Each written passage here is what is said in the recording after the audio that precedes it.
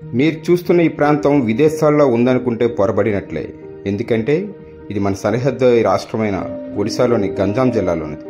తూర్పు కనుమల్లో దట్టమైన అటవీ ప్రాంతం చంద్రగిరి ప్రాంతం. అటవీ ప్రాంతం అనగా గిరిజన ప్రజలు, వారి ఆవాసాలు మనకు కనిపిస్తాయి. కానీ ఇక్కడ భిన్నమైన ముఖాలు, విభిన్నంగా విశాల భవనాలు, ఇంటి ముందు రంగురంగుల జెండాలు తారసపడతాయి. టిబెటియన్లను పోలి ఉండే ముఖాలతో ఉన్న మనుషులు ఇక్కడ ఎందుకు ఉన్నారన్న విషయం తెలుసుకొని వీక్షకులకు అందజేసే ప్రయత్నం చేస్తున్నాం. 1959లో చైనా టిబెట్ను ఆక్రమించుకున్న నేపథ్యంలో దలైలామాతో సహా అనేక మంది టిబెటియన్లు భారతదేశం వచ్చి శరణార్థులుగా ఆశ్రయం పొందారు. దేశంలో వివిధ ప్రాంతాల్లో వీరికి ఆవాసాలను అప్పటి భారత ప్రభుత్వం కల్పించింది. అందులో భాగంగా 1963లో ఒడిశాలోని చంద్రగిరి ప్రాంతంలో 5 ఆవాసాలను ఏర్పాటు చేసింది. టిబెటన్ సెటిల్మెంట్ క్యాంపులుగా పిలువబడే చంద్రగిరి, లోబర్సింగి, టాంకిల్పడార్, జేరాంగ్, మహేంద్రగఢ్లలో వీరంతా నివాసం ఉంటున్నారు. తొలుత 4500 మంది జనాభా ఉండేవారని, ఉపాధి, ఉద్యోగ అవకాశాలు లేక నేడు ఆ సంఖ్య 2500 నుండి 3000 మధ్య ఉందని ఇక్కడ ప్రజలు చెబుతున్నారు. మినీ టిబెట్గా పిలువబడుతున్న చంద్రగిరి ప్రాంతం పర్లాకిమిడ్ నుండి 90 కిలోమీటర్ల దూరం ఉంటుంది. పర్లాకిమిడ్ నుండి మోహనవిల్లు మార్గం గుండా ప్రయాణం చేయాలి. వయా సెంచూరియన్ యూనివర్సిటీ, మర్లాబా, ఉదయగిరి మీదుగా ప్రయాణం చేసి చంద్రగిరి చేరుకోవాలి. అలాగే బరంపురం నుండి కూడా చంద్రగిరి చేరుకోవచ్చు. బరంపురం నుండి సుమారు 90 కిలోమీటర్ల దూరంలో చంద్రగిరి ఉంటుంది. చంద్రగిరి ప్రాంతం పర్యాటకులను విశేషంగా ఆకట్టుకుంటుంది. చైనా టిబెటియన్లను పోలి ఉన్న ప్రజలు, వారి సంస్కృతి, సాంప్రదాయాలు, మత ఆచారాలు, జీవన శైలిని చూసేందుకు పర్యాటకులు ఆసక్తి కనబరుచుతున్నారు. ఇక్కడ నిర్మించిన బౌద్ధారామాలు భారతీయ నిర్మాణ శైలిలో కాకుండా టిబెట్ నిర్మాణ శైలిను పోలి ఉంటాయి. ముఖ్యంగా జీరాంగ్లో పద్మసాంబవ బుద్ధిస్ట్ విహార్ ప్రాంగణంలో నిర్మించిన పద్మసాంబవ మహావిహార ఆలయం ప్రధానమైనది. ఆలయం లోపల 21 అడుగుల బుద్ధ విగ్రహం ఉంటుంది. గోడలకు, పైకప్పుకు బౌద్ధ కళారీతి ఉట్టిపడేలా వేసిన పెయింటింగ్ చూపరులకు కనువిందు చేస్తుంది. అదేవిధంగా నివాస భవనాలలో, పంట పొలాలలో ఎక్కడ చూసినా బౌద్ధ సూక్తులు రాయబడిన రంగురంగుల జెండాలు ఎగురుతూ దర్శనమిస్తాయి. వీచే గాలికి జెండాలు ఎగురుతూ ఉంటే బౌద్ధ మతం అంతలా వ్యాప్తి చెందుతుంది అన్నది వారి యొక్క నమ్మకం. అక్టోబర్ నుండి మార్చి వరకు చంద్రగిరి ప్రాంత సందర్శనకు అనువైన సమయం అని చెప్పుకోవాలి.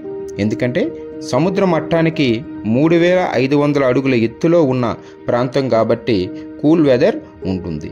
మంచు అధికంగా కురవడంతో ఆ సమయంలో పర్యాటకులు ప్రాంతాన్ని చూసేందుకు అధికంగా క్యూ కడుతున్నారు.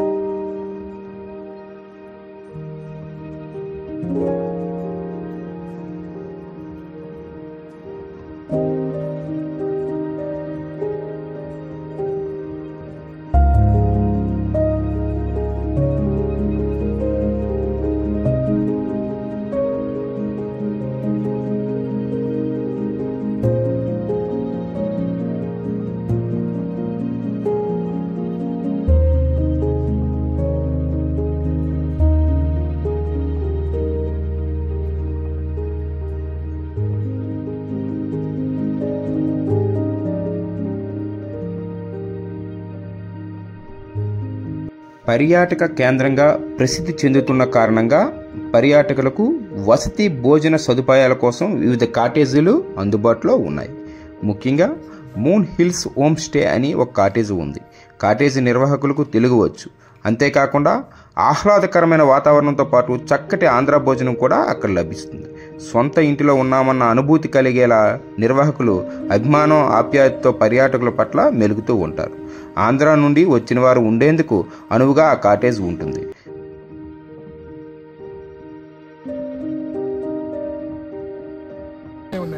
చంద్రగిరి ఫస్ట్ కాలనీ, కకిల్ brothers second colony, lover Singh third colony, అది ఫోర్త్.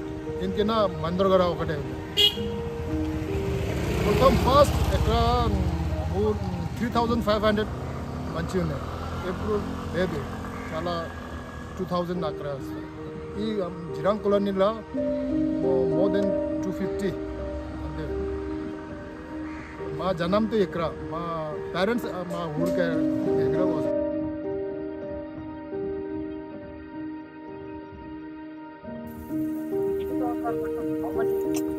నేను పుట్టింది ఎక్కడ 1965. మా నాన్న అమ్మగారు ఎక్కడ వచ్చారు.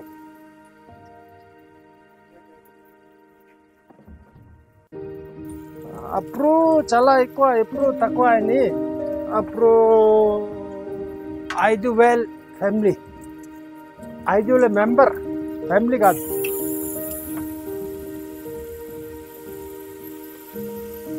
ఇప్పుడు 3000, 2000 పాతగా 3000 లోపల ఉంటారు. అదే బయటికి వెళ్ళారు. సర్వీస్ ఏది పని. ఇప్పుడు ఎక్కడ ఇండియా గవర్నమెంట్ మన ఒక్కొక్క మనిషికి ఒక్కొక్క ఎకర్ ఇచ్చారు. సెంట్రల్ గవర్నమెంట్ త్రో నుంచి ఒడిశా గవర్నమెంట్, స్టేట్ గవర్నమెంట్కు. అప్పుడు పొలం పని చేస్తే ఎక్కడ ఎంత ఉండవాలో ఉంటుంది. పొలం పని వింటర్ ఇప్పుడు సగం మంది స్వెటర్ బిజినెస్కి వెళ్తారు.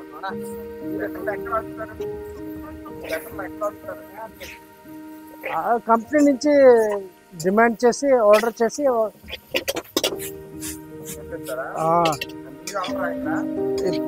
ముందు అవుతున్నాను. ఇప్పుడు లేదు. ఇప్పుడు అన్నీ ఏమంటారు ఫస్ట్